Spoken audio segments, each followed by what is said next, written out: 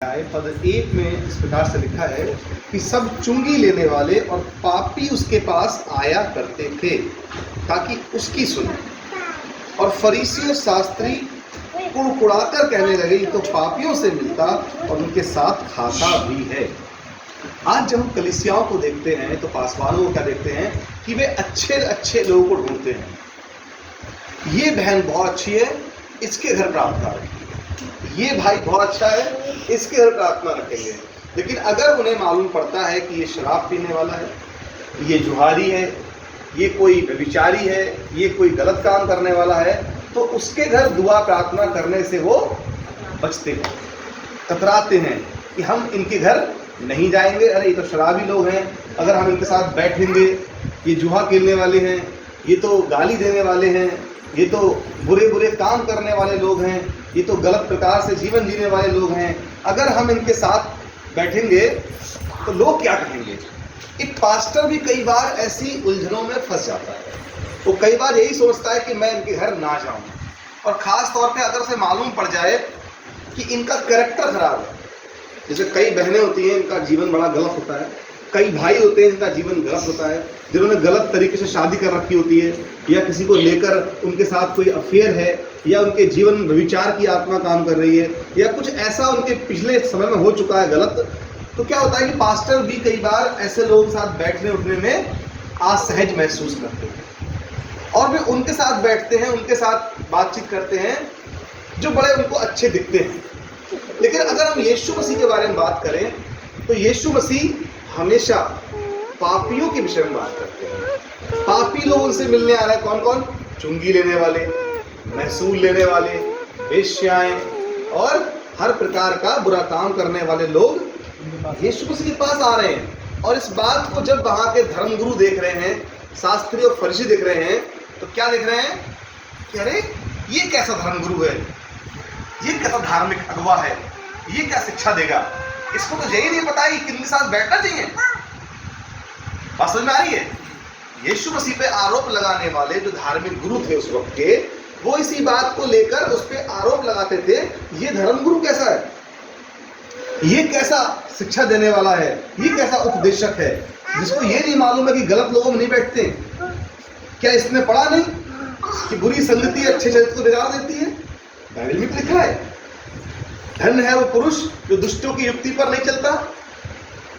क्योंकि उस समय जब यीशु मसीह आए थे, उससे पहले भजन संहिता लिखा जा चुका था। उससे पहले के लोग जो थे, उन्होंने यशायाह की पुस्तकें, यिर्मयाह की पुस्तकें, भजन संहिता, नीति वचन, वो सब पढ़ चुके थे, और उन्हें ये वचन अच्छे से मालूम थे। क्या लिखा हुआ है एक अध्याय में? क्या धन्य है वो पुरुष जो दुष्टों की युक्ति पर नहीं चलता, ना पापियों के मार्ग में खड़ा होता है, न ठट्टा करने वालों की संगति में बैठता है।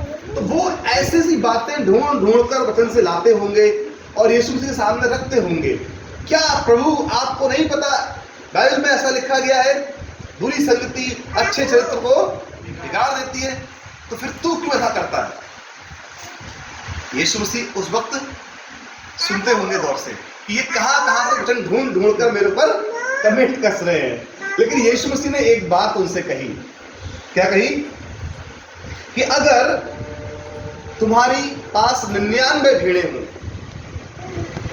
सॉरी कितनी? 100 भेड़ें हों, और अगर एक उसमें से खो जाए, तो क्या तुम 99 को छोड़कर उस एक के पीछे नहीं जाओगे? जरूर जाओगे, और जब तक ढूंढोगे जब तक वो तुम्हें मिल नहीं जाएगी। क्यों करते हो ऐसा? क्योंकि तुम अपनी खोई हुई भेड़ को ढूंढना चाहते हो।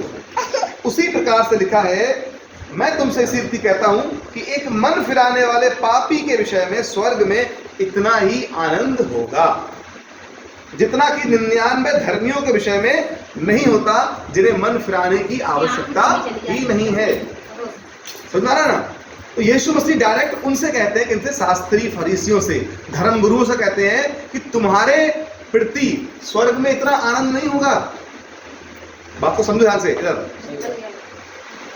कि तुम्हारे प्रति जो तुम आरोप लगा रहे हो मुझ पर कि ये पापियों के संग बैठा हुआ, खा रहा है, पी रहा है, उनके साथ बातचीत कर रहा है, उनके घर में रुक रहा है, उनके साथ में आना जाना है इसका, उनसे बातचीत करता है, तो तुम ध्यान दो कि तुम्हारे विषय में तुम अपने आप को धर्मी समझ रहे हो, अपने आप को शास्त्री, फरीसी, बड़े बड़े धर्म उपदेशक समझ रहे हो, याजक समझ रहे हो, तुम्हारे विषय में इतना स्वर्ग में आनंद नहीं होने वाला। लेकिन अगर इन पाप करने वाले लोग जो मेरे साथ बैठे हैं, जिनके साथ मैं खा रहा हूं, पी रहा हूं, उठ रहा हूं, बैठ रहा हूं, इन्हें शिक्षा दे रहा हूं, अगर इनमें से एक भी व्यक्ति ने मन फिरा लिया, अगर एक भी कुकर्म करने वाला सही रास्ते पे आ गया, एक भी जुहारी जुआ छोड़कर सही काम करने लगा, अगर एक भी दारू पीने वाला, बुरे बुरे नशे करने वाला, व्यभिचार करने वाली स्त्री, चाहे चुंगी लेने वाला व्यक्ति, कोई भी किसी भी प्रकार का लालच या घमंड करने वाला व्यक्ति अगर पाप छोड़कर सही रास्ते पर आ गया, इसका मतलब होगा कि स्वर्ग में बड़ा आनंद मनाया जाएगा। Hallelujah, hallelujah. एक पापी भी अगर मन फिराता है तो स्वर्ग में बड़ा आनंद होगा। मेरे प्रियो, आज यही बात मेरे और आपके साथ में भी है। कई लोग कह सकते हैं, अरे पवन तुम्हारी दोस्ती तो बहुत गलत लोगों से है। कई लोग मुझसे भी कहते हैं, अरे तुम्हारे यहाँ प्रार्थना में तो कई ऐसे लोग भी आते हैं, लड़की लेके भाग गया, वो तो लड़की शादी करके भाग गया, वो तो गंदे काम करता है, वो तो रिश्वत खाता है, वो तो गंदे काम करता है, वो तो दारू भी पीता है, और तुम उनके साथ घूमते हो, कैसे पास्टर हो? कई लोग मुझसे भी कहते हैं, तुम्हारा विश्वासी तो वो ऐसा काम कर रहा है, वो तो गलत काम करता है। तो मेरे पास उनके लिए सिर्फ एक बात का जवाब होता है, जो यीशु मसीह ने उनसे कहा कि वैद्य की आवश्यकता मरीजों को है, भले चंगों को नहीं है, रोगी और बीमारों को है। ये बीमार ही तो है जिनके अंदर पाप है, गलतियां हैं, गुनाह है, चोरी है, व्यभिचार है, कुछ भी उन्होंने पहले कर रखा है पाप या अब कर रखा है। ये कैसे हैं? ये रोगी तो है और इन्हें परमेश्वर के वैद्य की आवश्यकता है, इन्हें वचन की आवश्यकता है। तो रोगी के पास कौन जाएगा? वैद्य तो जाएगा। और वैद्य के पास कौन आएंगे? बीमार ही तो आएंगे। तो वो बीमार है और हम उनका इलाज करने वाले वैद्य हैं। इसलिए हमारी मित्रता है। हालेलुया। और ये बात संसार के लोग कभी भी बर्दाश्त नहीं कर सकते, ना पहले कर पाते हैं, ना आज कर पाते हैं। लेकिन मेरे और आपके लिए ये अवसर परमेश्वर ने दिया है कि हम क्या करें?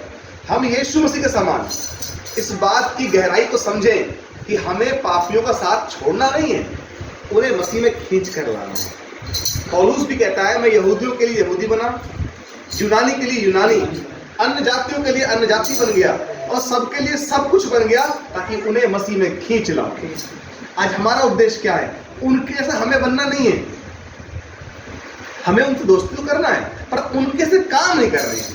हमें उनसे बात तो करनी है, हमें उनसे प्रेम को दिखाना है, लेकिन उनकी गलतियों को अपने ऊपर लेकर नहीं आना, उनके बुरे कामों में सहभागिता नहीं करनी, उनके अनर्थ कामों में साथ नहीं देना है, परंतु उनके साथ बैठना है ताकि उन्हें यीशु मसीह का वचन सुनाया जा सके, उन्हें उद्धार की कथा दे सकें। और हमारे पास एक अवसर है इस बात का कि हम स्वर्ग में आनंद मनवा सकते हैं।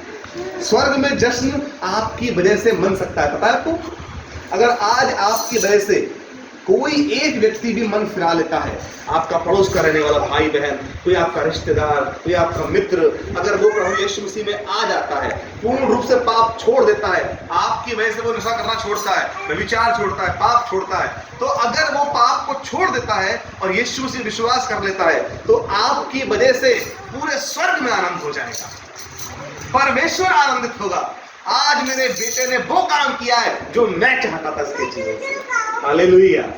आज परमेश्वर मेरी और आपकी तरफ निहार रहा है। पता है, इस बात के लिए शैलेंद्र देख रहा है परमेश्वर आपकी ओर कि शैलेंद्र किसको बचा रहा है, देवेंद्र किसको बचा रहा है, बहन इंदु तू किसको बचा रही है। आज परमेश्वर तेरी ओर देख रहा है, आज परमेश्वर पवन भाई की ओर देख रहा है, आज पवन की ओर देख रहा है, आशा की ओर देख रहा है, आज परमेश्वर मेरी ओर देख रहा है, हर विश्वासी की ओर देख रहा है प्रभु, जिसके लिए उसने जान दी है। और वो ये देख रहा है, क्या तुम जो काम मैंने तुम्हें सौंपा है वो कर रहे हो या नहीं कर रहे हो? क्या स्वर्ग में आज तुम्हारे वजह से खामोशी छाई रहेगी या जश्न मनाया जाएगा? आज बहुत से लोगों की वजह से परमेश्वर का आत्मा उदास होता है, जो विश्वासी होकर भी पाप करते रहते हैं, गुनाह का जीवन जीते रहते हैं। ऐसे लोगों की वजह से स्वर्ग में क्या होता है?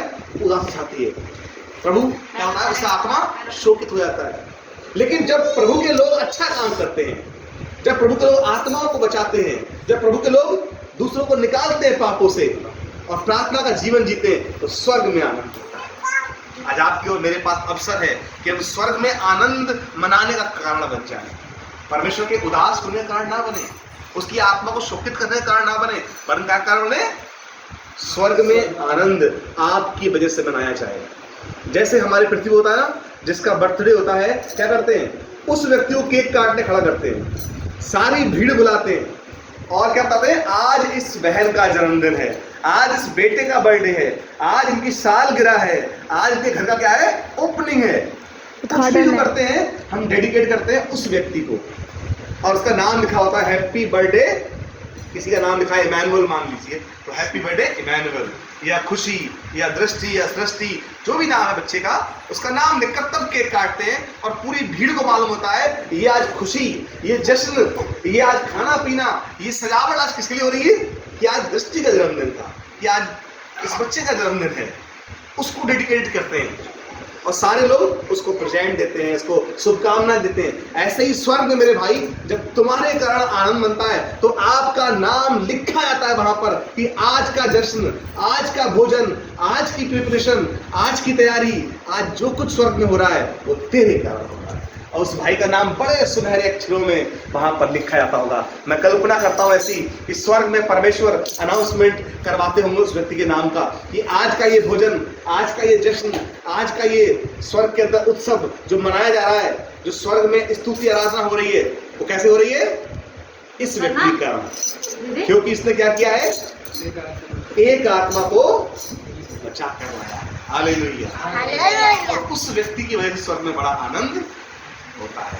तो क्या आप चाहते हैं कि आपकी वजह से स्वर्ग में आनंद हो, तो इस काम को आपको करना पड़ेगा। आपकी वजह से एक दिन स्वर्ग में आनंद मनाया जाए, आपका नाम भी ऊपर लिखा जाए, स्वर्गदूत आपके लिए खुशियां दें, शुभकामनाएं दें, आपके लिए गिफ्ट्स भेजें। जैसे बर्थडे में होता है गिफ्ट लाते हैं, वैसे ही परमेश्वर और उसके दूत आपके लिए क्या लेके आए, गिफ्ट्स लेके आए। और उनके गिफ्ट क्या है बताए, प्रेम, आनंद, धीरज, शांति, मेल मिलाप, कृपा, भलाई, संयम, है ना, ये सब पवित्र आत्मा के गिफ्ट्स हैं जो आपको मिलना शुरू हो जाते हैं। तो परमेश्वर मुझे और आपको ताकत दे कि हम यीशु के समान बने और इन कामों को करते रहें। God bless you. प्रभु आप सभी को बहुत आशीष दे।